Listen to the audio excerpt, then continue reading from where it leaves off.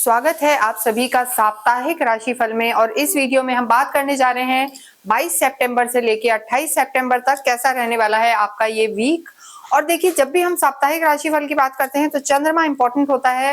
Moon इस पूरे ही week में कन्या में रहेंगे, तुला में रहेंगे और वृश्चिक में रहेंगे। अगर हम आपके लिए बात करें तो कुंभ राशि के लिए चंद्रमा जब ये वीक स्टार्ट होगा तो सबसे पहले अष्टम में रहेंगे। और जब भी अष्टम में चंद्रमा होते हैं, चौथे घर में चंद्रमा हो, 8th हाउस में हो या 12वें घर में हो, तो बहुत शुभ परिणाम नहीं देते। तो ऐसी स्थिति में वीक के स्टार्ट में ही आपको ध्यान रख के चलना है, पॉजिटिव रहना है और आप पॉजिटिव रहेंगे भी, क्योंकि इस वीक की जो शुरुआत है वो माता रानी के आशीर्वाद से होगी।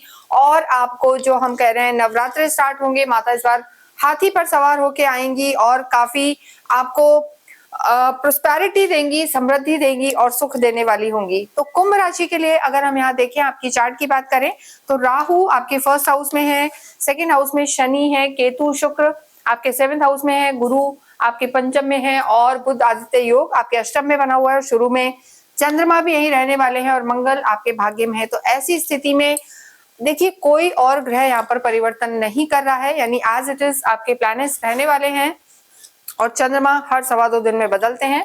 तो जो शुरू की स्थिति है 22-23 को चंद्रमा 22-23 मिनट 24 तक चंद्रमा आपके अष्टम में रहेंगे। उसके बाद चंद्रमा की स्थिति बेहतर है।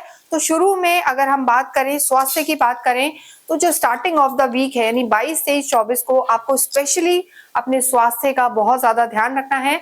किसी भी तरीके से इंडाइजेशन की प्रॉब्लम हो सकती है, एसिडिटी की प्रॉब्लम हो सकती है या ओवर थिंकिंग की समस्या भी यहाँ पर रह सकती है, क्योंकि देखिए सूर्य बुध की जो स्थिति है और सूर्य के सामने शनि है। तो देखिए, शनि और सूर्य पिता पुत्र है, दोनों की बिल्कुल नहीं जमती। तो यहाँ पर कहीं ना कहीं मानसिक तनाव बना रह सकता है, ओवर थिंकिंग रह सकती है। राहु केतु अभी भी केंद्र में है, तो सबसे ज्यादा यहाँ आपको अपनी मेंटल हेल्थ का ध्यान रखना है और नकारात्मक सोच को बिल्कुल अवॉइड करना है। साथ ही थोड़ा सा आपको स्टमक का भी ध्यान रखना है। इसके अतिरिक्त देखिए गोचर है, इसके अतिरिक्त आपकी खुद की कुंडली में ग्रहों की स्थिति कैसी है, बहुत कुछ उस पर भी निर्भर करेगा। तो आपको चीजों का ध्यान रखना है, अन्यथा यहाँ पर मानसिक तनाव इस वीक में ज्यादा रह सकता है। उसके बाद चंद्रमा की स्थिति ठीक है, तो आप पॉजिटिव रहें और ध्यान रखें और जुड़े रहें हमारे साथ, क्योंकि इन नवरात्रों में और इस वीक में आपको क्या करना है ये हम बताएंगे।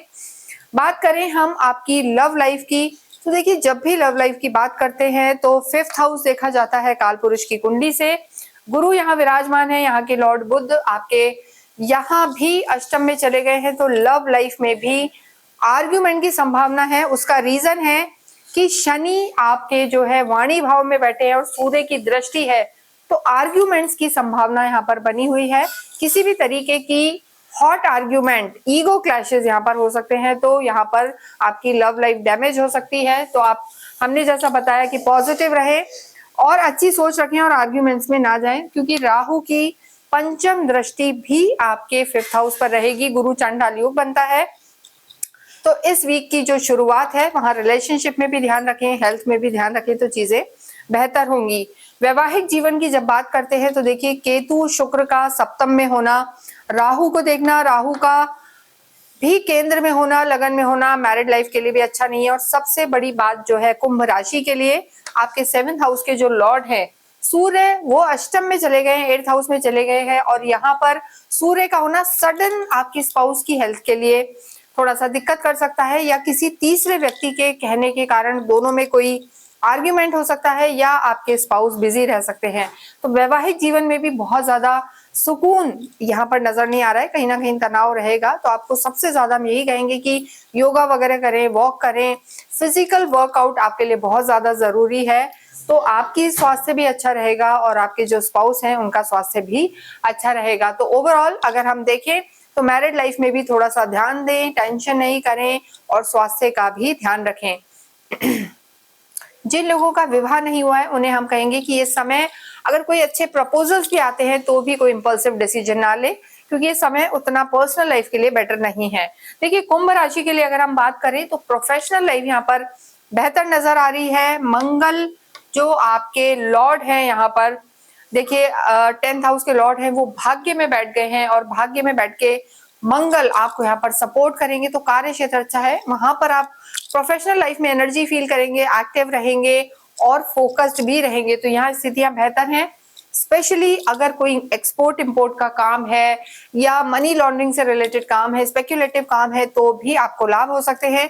हालांकि देखिए आपके 7.5 का लास्ट चरण है और लास्ट चरण बहुत ज्यादा दिक्कत नहीं देता है, लेकिन यहाँ पर अगर हम धन की स्थिति भी देखें तो देखिए धनेश जो है गुरु आपके त्रिकोण में बैठे हुए हैं, तो ओवरऑल कार्य क्षेत्र यहाँ पर अच्छा नजर आ रहा है। कार्य आपके एक्सपेंशन की तरफ भी जा रहे हैं। जो लोग जॉब में हैं वो जरूर यहाँ पर स्विच कर सकते हैं, तो यहाँ पर आपका मान सम्मान बढ़ेगा, कार्य के नए अवसर होंगे, कार्य में एक्सपेंशन हो सकता है, धन की स्थिति बेहतर रहेगी। कहीं ना कहीं पेरेंटल प्रॉपर्टी, एंसेस्ट्रल प्रॉपर्टी से भी आपको लाभ हो सकता है।